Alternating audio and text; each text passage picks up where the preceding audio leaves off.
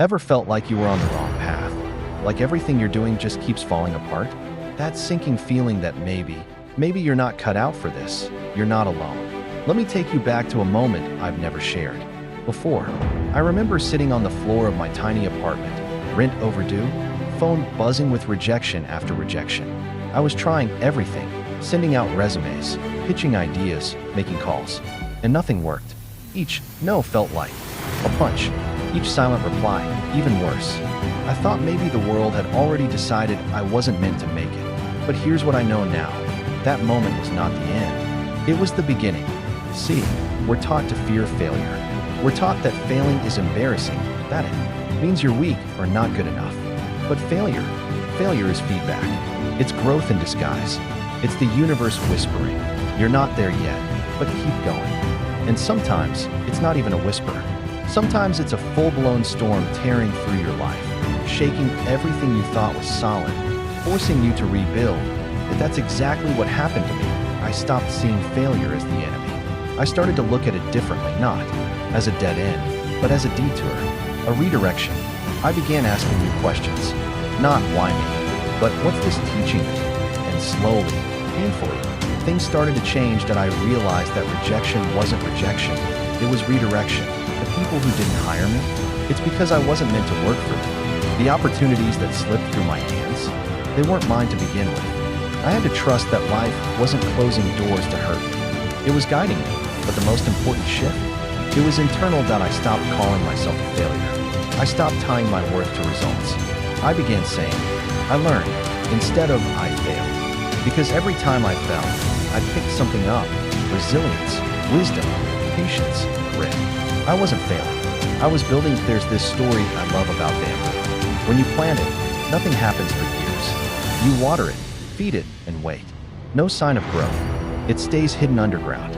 But then, suddenly, boom, it grows 90 feet in 6 weeks. But here's the thing, it wasn't growing in those 6 weeks. It was growing all along, underground, strengthening its roots, preparing to rise. That's what failure is. The underground phase. People will call you crazy for continuing. They'll wonder why you haven't quit yet. They'll ask how you can keep going when nothing is working. And all you'll have is your quiet fire. That stubborn belief that maybe, just maybe, this story isn't over. Let me be real with you. This wasn't a straight line. There were nights I cried myself to sleep. Days I questioned everything. Times I wanted to walk away. But I stayed. I stayed when it was dark. I stayed when it was lonely. I stayed when the only person who believed in me was me. And that was enough, because somewhere along the way, I stopped needing validation. I stopped needing applause. I started showing up for myself. Quietly, consistently, relentlessly. That's where the shift happened. That's where I went from failure to unstoppable. Today, people see the wins, the milestones, the so-called success. But what they don't see, what they'll never see, are the hours behind the scenes.